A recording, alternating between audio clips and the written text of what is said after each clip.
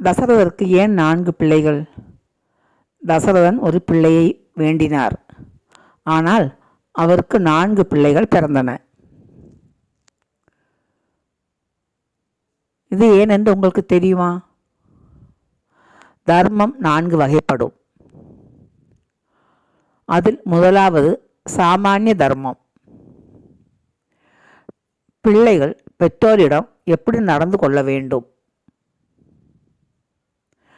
சீடன் குருவிடம் எப்படி நடந்து கொள்ள வேண்டும், கணவன் மனைவியிடம் எப்படி நடந்து கொள்ள வேண்டும். இத்தகைய சாமானிய தர்மங்களைத்தானே பின்பற்றி எடுத்து காட்டினான் ராமர். இரண்டாவது சேஷ தர்மம். சாமானிய தர்மங்களை ஒழுங்காக செய்து கொண்டு வந்தால் கடைசியில் ஒரு நிலை வரும். அந்த நிலையில் பகவானுடைய பாதங்களை தவிர வேறு ஒன்றும் சதம் அல்ல என்று நினைப்பு தோன்றும். இத்தகைய தர்மத்துக்கு சேஷ தர்மம் என்று பெயர். இதை பின்பற்றி காட்டினான் லக்ஷ்மணன்.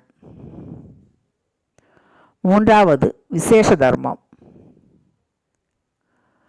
தூரத்தில் இருந்து கொண்டே எப்போதும் பகவானின் சிந்தனையாகவே இருப்பது விசேஷ தர்மம். இது சேஷ தர்மத்தை காட்டிலும் கடினமானது. இதை கடைபிடித்து காட்டினான் பரதன். நான்காவது விசேஷ தர்மம். பகவானை விட அவருடைய அடியார்களுக்கு தொண்டு செய்வதே முக்கியம் என கருதுவது விசேஷ தர்மம். சத்ருக்கன் பாகவத உத்தமனாகிய பரதனுக்கு தொண்டு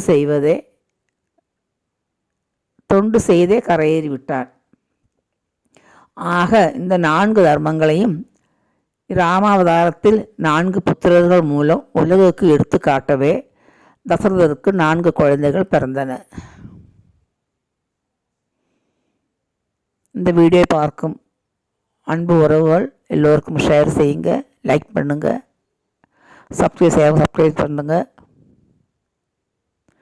நன்றிங்க.